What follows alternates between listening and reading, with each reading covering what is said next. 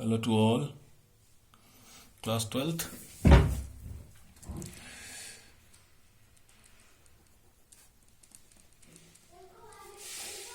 Today we are going to study the diffraction.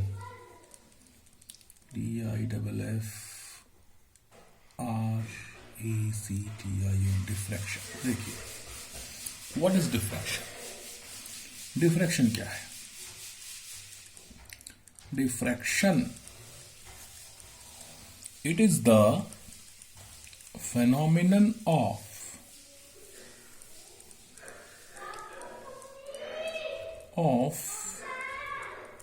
bending of light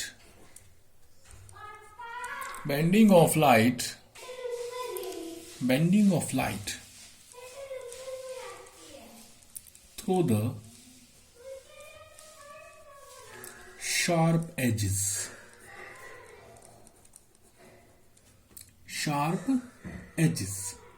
or we can say that or corners.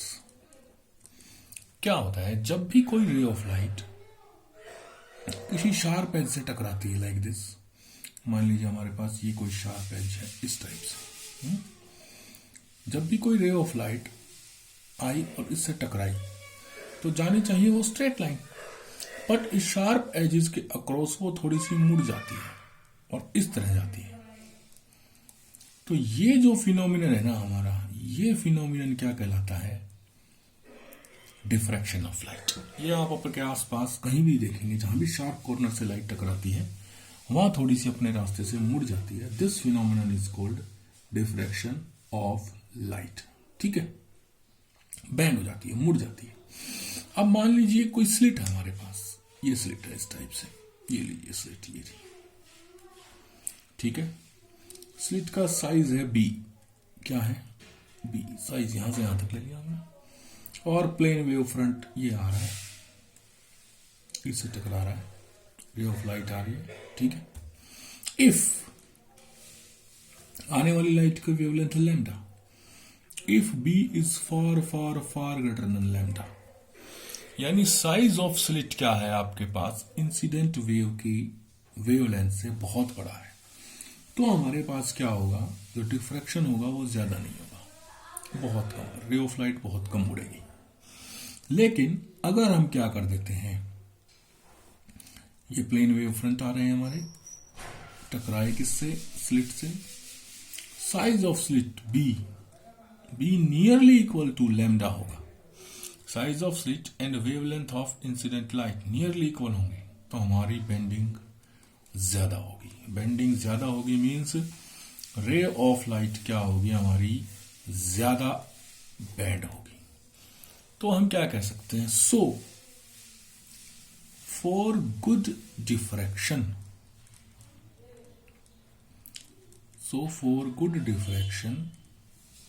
The wavelength of light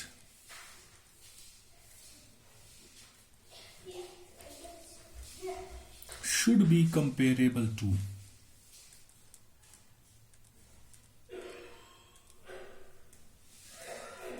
to size of slit या obstacle, जहां से भी वो diffract हो रही है, और as, जो शार्प एज है वो, तब हमारे पास क्या हो जाएगा? बहुत अच्छा डिफ्रैक्शन हो जाएगा। लाइट का डिफ्रैक्शन मीन्स लाइट ज्यादा एंगल से मुड़ेगी और diffraction will be more and more good. Clear है? Also the diffraction in sound is मोर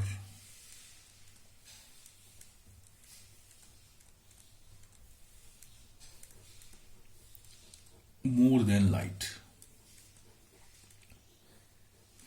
कि साउंड ज्यादा मुड़ती है लाइट की बजाय।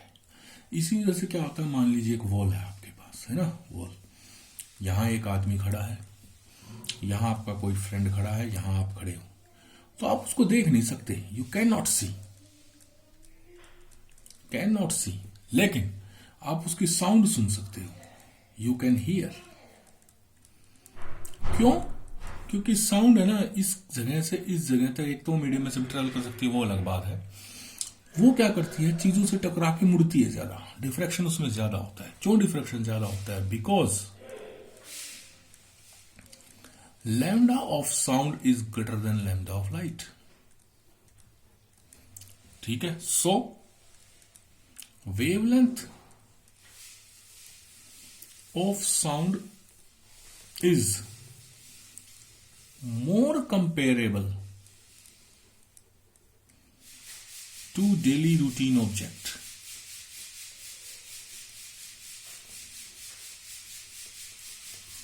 than wavelength of light, है ना। अब वेवलेंथ साउंड की ज्यादा है तो वो मोर कंपेरेबल होगी, मोर कंपेरेबल होगी तो बेंडिंग मोर हो जाएगी, so more diffraction in sound is there, in sound is there. तो साउंड में क्या है आपके पास, ज्यादा डिफ्रैक्शन है। क्लियर है। अब हमको जो पढ़ना है हमारे सिलेबस में, that is diffraction due to single slit, diffraction due to single slit या Fraunhofer diffraction. Diffraction due to single slit, या इसको हम क्या कहते हैं, फ्रॉनहोफर डिफ्रैक्शन। Fraunhofer diffraction. चलिए इसमें भी हम पढ़ेंगे कि भाई कैसे मैक्सिमा बनेगा, कैसे मिनिमा बनेगा, ये सब पढ़ना है इसमें। चलिए हम क्या करते हैं, मान लीजिए आपके पास प्लेन वेव फ्रंट आके एक स्लिट ए बी से टकराते हैं, टकराए प्लेन वेव फ्रंट आके स्लिट ए बी से। ठीक है, यहां सामने आपने लगा दिया एक कॉन्वेक्स लेंस।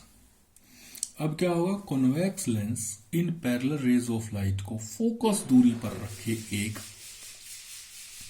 स्क्रीन पर क्या कर देगा, D equal to F, focal length के बराबर होगा।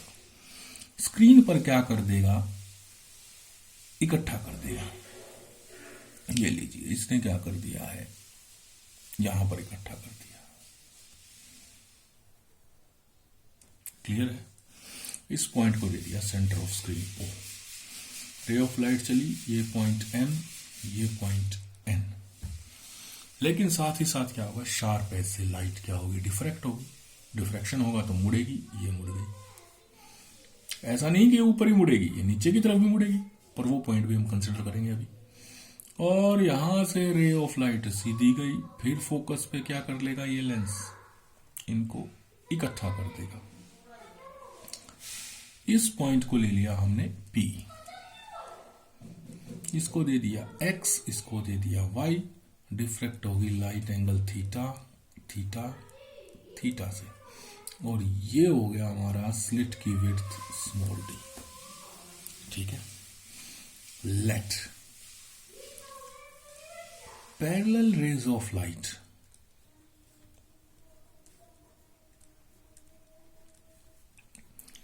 get diffraction from a single slit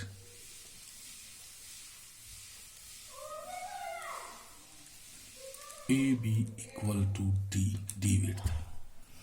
After diffraction, diffraction के बाद क्या होगा, the ray of light will pass through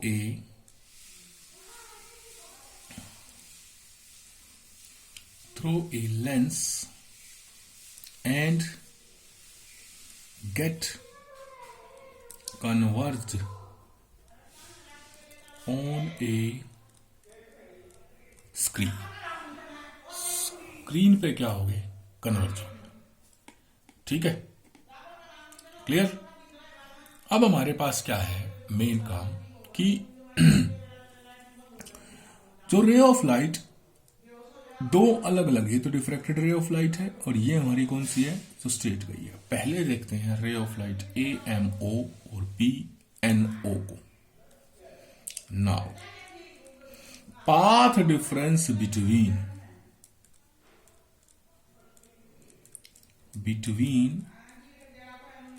ray AMO and BNO। बताइए जरा, A से M पे गई, M से O पे गई, B से N पे गई, N से O पे गई, क्या इन दोनों में से किसी ने ज्यादा पाथ ट्रेवल किया है? नहीं, ये तो स्ट्रेट गई है, ये यहां मिल गई, बराबर पाथ डिफरेंस है। Path difference is equal to 0 हो गया। Now phase difference. Phase difference क्या होता है? 2 पाई बाय लैम्डा इंटू में path difference is equal to 2 pi by lambda into में 0 is equal to 0। It means at point O there is maximum which will be called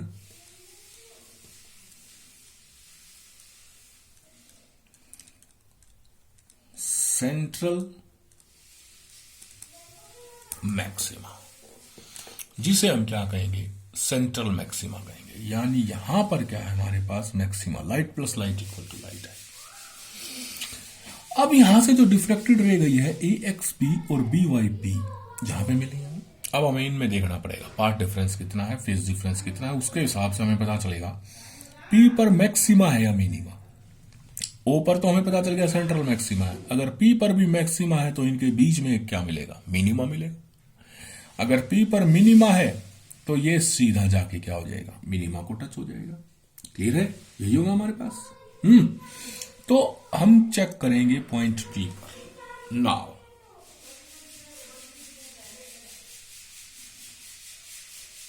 एक number इसको दे देते हैं, हम करते हैं 2 नंबर।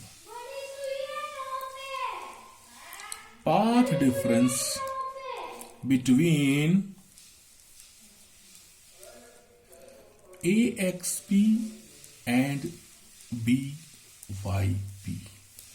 अब आपको साफ दिख रहा है, देखिए इसमें कि क्या हो रहा है। AXP BYP ने लंबा पाथ ट्रेवल किया। कितना लंबा ट्रेवल किया? मैं यहां पे एक सीधा क्या डाल देता हूं, ये डाल दिया मैंने, एक सीधा परपेंडिकुलर डाल दिया। ये एक्स्ट्रा पाथ है, ये पाथ एक्स्ट्रा है। अब पाथ इक्वल है दोनों का, है ना। इस एक्स्ट्रा पाथ को हमने कह दिया Z। क्या कह दिया? Z।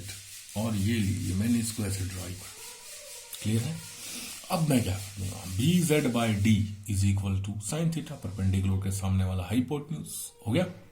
तो BZ जो एक्स्ट्रा पाथ डिफरेंस है, ये वाला BZ अपॉन D हाइपोटेन्यूज क्या बन जाएगा? साइन थीटा बन जाएगा। BZ is equal to BZ. Now BZ upon D is equal to sin theta और BZ is equal to D sin theta। Path difference पता चल गया हमें। क्लियर है? अब हम कंडीशन बनाएंगे P पर क्या होगा? मैक्सिमा होगा या मिनिमा होगा। करें, चलिए एट पॉइंट P देखते हैं। At point P there will be secondary minima। Point P पर मिनिमा होगा, ठीक है। मिनिमा होगा कब? अब ये कहा when path difference is equal to n lambda, जबकि ये कंडीशन मैक्सिमा की थी। इसमें उल्टा करते हैं, क्यों? देखिएगा, path difference D sin theta is equal to n lambda।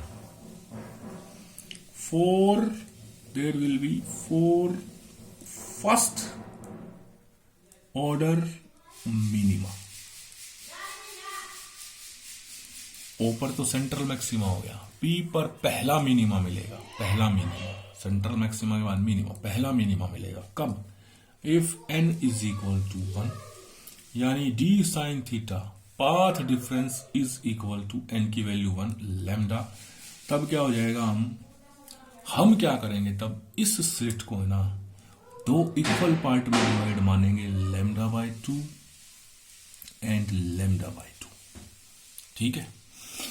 Upper half में कोई एक रे जा रही है, मान लीजिए ये रे जा रही है, इसके कॉरस्पॉन्डिंग लोअर हाफ में एक और रे मिलेगी जो पी पॉइंट पर ही पहुंच रही है, लेकिन इन दोनों के बीच का पाथ डिफरेंस कितना मिलेगा, लैम्डा बाय 2। ठीक है। Then slit is made up of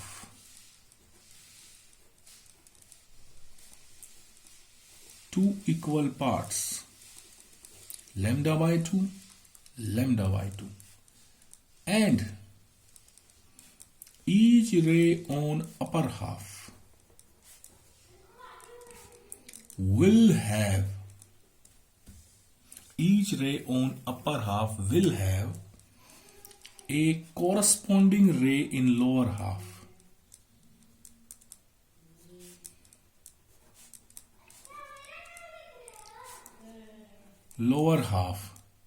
In which the path difference will be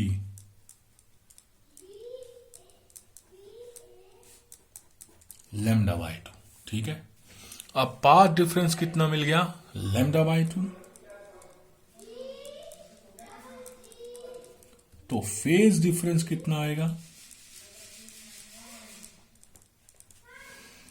2 pi by lambda into में path difference lambda by 2, lambda से लैम्डा गया 2 पाई, यानी odd pi. Odd pi it means minima. इसका मतलब क्या होगा, minima. तो हम क्या कहेंगे कि P पॉइंट पर मिनिमा होगा अगर इन दोनों रेज ऑफ लाइट में पाथ डिफरेंस कितने का मिलेगा, n लैम्डा का मिलेगा। पहला मिनिमा होगा अगर n की वैल्यू 1 होगी। ठीक है। तो ये मैक्सिमा और ये हमारे पास मिनिमा आ गया। ऐसे ही मान लीजिए हम इन रे ऑफ लाइट को ऊपर की बजाय नीचे की तरफ लेते, ऐसे है ना, नीचे की तरफ बेंड करते, तो यहां भी एक पॉइंट मिलता P डैश, और वो भी क्या होता, मिनिमा होता। तो इस तरह से हमारे पास P पॉइंट होता फर्स्ट ऑर्डर मिनिमा। अब P पॉइंट मैक्सिमा कब होता, ये आ गया। Third point, 4 point P to B secondary maxima.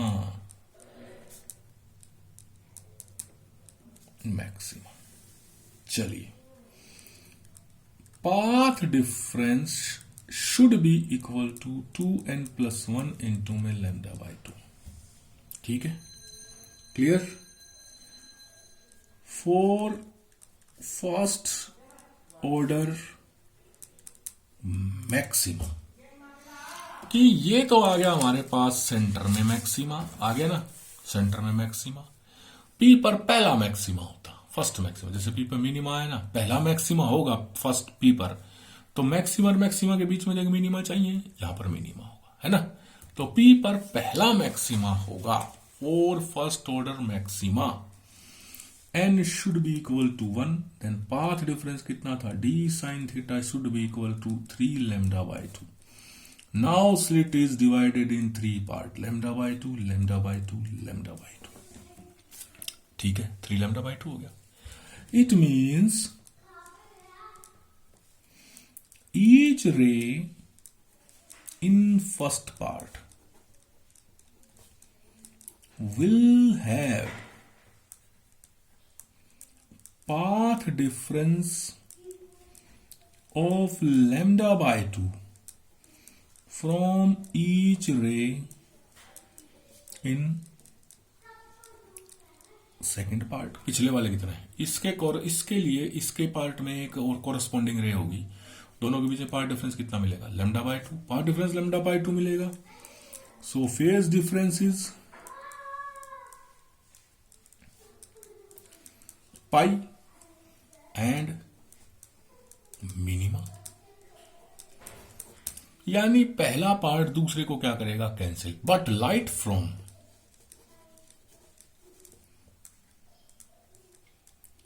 Third part will reach to the screen, screen पर तीसरे पार्ट से लाइट पहुंच जाएगी। That's why at point P there is maxima but of lower intensity, lower intensity का maxima होगा। कैसा होगा देखते हैं। तो हमारे पास क्या मिलेगा, अब हमने क्या कर दिया, स्लिट को 3 पार्ट में डिवाइड कर दिया। पहले 2 पार्ट में थी, 3 इक्वल पार्ट में डिवाइड होगी स्लिट, λ/2 λ/2 λ/2। ये हमारा क्या है, ये हमारा क्या है, स्क्रीन। ठीक है, अब क्या होगा भाई, पहले तो जो सीधी जाएंगी मिलेंगी कहां, P पॉइंट O पॉइंट पर, सॉरी ये तो मिल गई कहां, O पॉइंट पर, कोई पार्ट डिफरेंस नहीं है तो मैक्सिमा हो गया। P पर भी मैक्सिमा होगा कब, अगर इन सभी रेज ऑफ लाइट में थीटा थीटा थीटा थीटा। अब क्या हुआ, फर्स्ट पार्ट में जो रे ऑफ लाइट है उसके कोरस्पोंडिंग रे सेकंड पार्ट में मिलेगी। इन दोनों में पाथ डिफरेंस कितना होगा, λ/2। पाथ डिफरेंस λ/2 होगा तो पिछली बार की तरह, पिछले टॉपिक की तरह फेज डिफरेंस कितना मिलेगा, पाई। फेज डिफरेंस पाई मिलेगा तो ये इसको कैंसिल कर देगा। लेकिन तीसरे हिस्से से लाइट पहुंचेगी, और तीसरे हिस्से से लाइट पहुंचेगी हमारे पास, तो हमारे पास क्या बनेगा, P पॉइंट पर मैक्सिमा बनेगा। P पॉइंट पर मैक्सिमा बनेगा तो O पर तो सेंट्रल मैक्सिमा था, और P पर भी मैक्सिमा है, तो बीच में क्या आएगा, मिनिमा आएगा। ये मिनिमा आ गया। अब P पर मैक्सिमा क्या, इतनी बड़ी स्लिट के सिर्फ 2 हिस्से कैंसिल हो गए एक दूसरे से, सिर्फ एक हिस्से में से लाइट पहुंचेगी, तो मैक्सिमा क्या होगा, बने तो होगा, लेकिन उसकी इंटेंसिटी क्या हो जाएगी, कम हो जाएगी, इतनी इंटेंसिटी नहीं रहेगी। ऐसे ही अगर ये पॉइंट नीचे लेते हैं हम P डैश, तो O तो सेंट्रल मैक्सिमा हो गया, बीच में एक मिनिमा हो गया, फिर P dash central first maxima मिलेगा, लेकिन उसकी क्या मिलेगी, इंटेंसिटी क्या मिलेगी, इससे कम मिलेगी। तो इस तरह सिंगल स्लिट से हमें एक फ्रिंज पैटर्न मिलेगा फ्रिंज पैटर्न। उस फ्रिंज पैटर्न को मैं यहां पर इस तरह से बना देता हूं।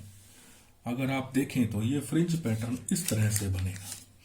ठीक है, ये हमारा 0, ये सेंट्रल के बाद अगला छोटा और छोटा और छोटा, इस तरह